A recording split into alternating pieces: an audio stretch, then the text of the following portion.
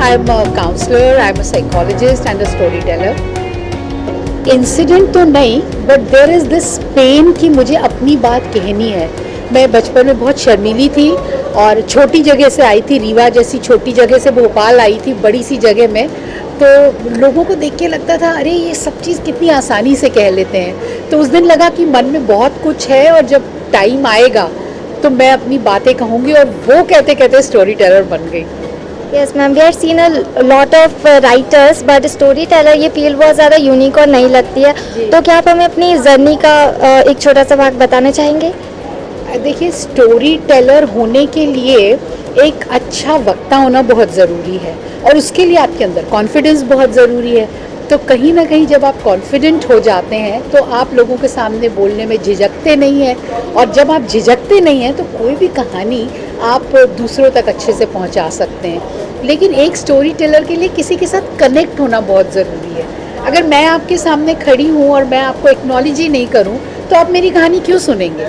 आपको जब लगेगा कि ये इंसान, मैं इसके संग जुड़ सकती हूँ, तब आप मेरी बात करना शुरू करेंगे। तो मेरे लिए एक स्टोरी टेलर के रूप में एक जुड़ना ऑडियंस के संग एक बहुत बड़ी चीज़ है, जो एक इम्पॉर्टेंट स्किल है स्टोरी टेलिंग की। Yes ma'am.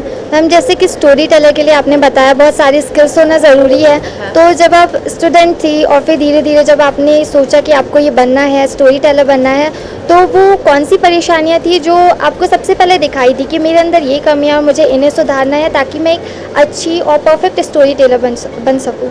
कमियां तो पता, हम सब ह्यूमन बीइंग्स हैं, हम बड़े बड़े लोगों को देखते हैं। तो मैं सब अच्छे स्टोरी टेलर्स को देखती थी और एक कंपैरिजन आ जाता था कि यार ये मैं नहीं कर पाऊंगी, ये तो इतना अच्छा बोलते हैं, मैं तो इतनी अच्छी नहीं हूँ।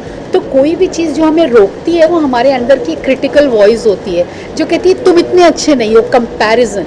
तो जिस दिन आप कंपैरिजन छोड़ देंगे और केवल अपने आप फोकस करेंगे कि भाई मैं ये अच्छे से कर सकती हूँ, मैं इतना कर सकती हूँ और मैं करूँगी, वो डर, फियर, कंपैरिजन का उससे निकल के आने में तो आप कुछ भी काम कर सकते हैं, चाहे वो स्टोरी टेलिंग हो या कोई भी कुछ काम।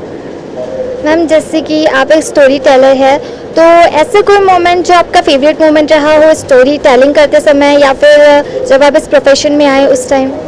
मैंने यहाँ पे एक आरुषि करके ऑर्गेनाइजेशन है स्पेशल बच्चों की, तो वहाँ स्टोरी टेलिंग की थी।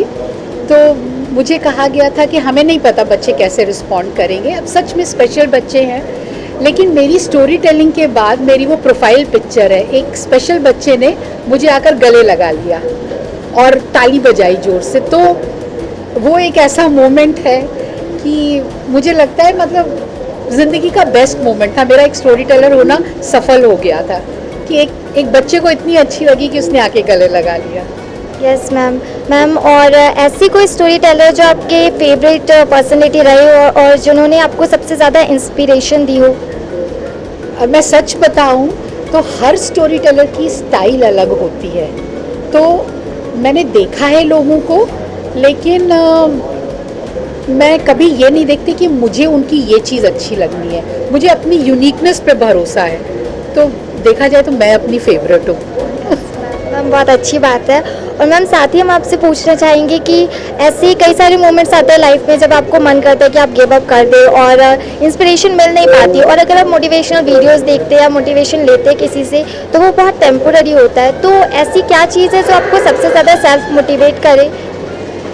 देखिए, आप जिस चीज़ को एंजॉय करते हैं ना, वो सेल्फ मोटिवेशन हो जाता है। तो मैं हमेशा स्टोरीज़ दूसरों के लिए नहीं करती हूँ, मैं अपने लिए करती हूँ कि मुझे बहुत अच्छा लगता है।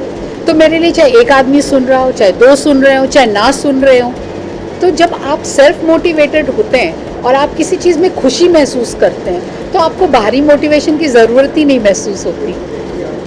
बिल्कुल। आप जैसे पेंटिंग करते हो, ठीक है, और आपको वो इतना अच्छा लगता हो कि आपको क्यों मैटर करेगा कि कोई मेरी पेंटिंग की तारीफ करे ना करे। द प्रोसेस इज़ इम्पॉर्टेंट, वो मेरे लिए बहुत इम्पॉर्टेंट चीज़ है।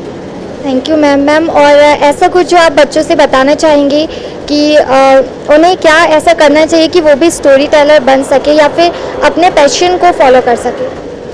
सबसे पहली बात है सेल्फ अवेयर होना कि आपको अच्छा क्या लगता है। हम लोग हमेशा दूसरों के बहकावे में आ जाते हैं कि ये करना चाहिए, इसमें बहुत पैसे हैं, ये शायद सक्सेस देगा। लेकिन एक अवेयर होना कि क्या मुझे ये अच्छा लगता है, ये क्वेश्चन करते रहना अपने आप से। और जिस दिन आपको ये पता चल गया कि आपको क्या अच्छा लगता है और आपके लिए सक्सेस, पैसा एक दूसरी चीज़ हो जाए, जॉय जिस चीज़ में खुशी मिलती है, वो जिस दिन आप समझ गए ना करने को, तो फिर आपको किसी का मुंह देखना ही नहीं पड़ेगा, आप वही करोगे ज़िंदगी में। And that is my message to everybody, find the things that give you joy, जो चीज़ें आपको खुशी देती हैं, क्योंकि that is the only thing that matters. आप दुनिया में कितने भी सक्सेसफुल हो जाओ और अगर आपके अंदर वो खुशी नहीं है ना, तो आपको वो सक्सेस बेकार लगेगा।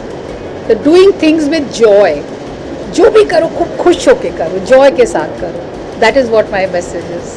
Thank you, ma'am. You are really a very inspiring person, very good person. I like to take interview. I like taking your interview.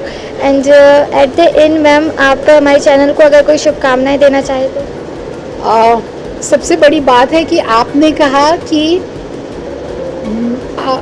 मैं आपको अच्छी लगी, और मैं बता दूं, मैं भी यही कहूँगी कि मुझे आप बहुत अच्छे लगे। तो I think we are reflection of each other. तो जब आप किसी के सामने खड़े होते हैं तो सबसे पहला थॉट आपके दिमाग में कि आई लाइक दिस पर्सन। जब आप यहाँ से शुरुआत करेंगे ना, तो आपको दुनिया का हर कोई अच्छा लगने लगेगा। And that is the beauty. And staying interconnected, अभी बड़ी अच्छी बात की कि हम एक दूसरे से जुड़े हुए हैं। तो अगर कोई दुखी है तो कभी आप अपने आप को खुश नहीं पा पाएंगे। So making an endeavour to make people happy and joyful, that is what my message is to all of you. Thank you so much, ma'am. Thank you. All the best. We would like to see you again. Sure.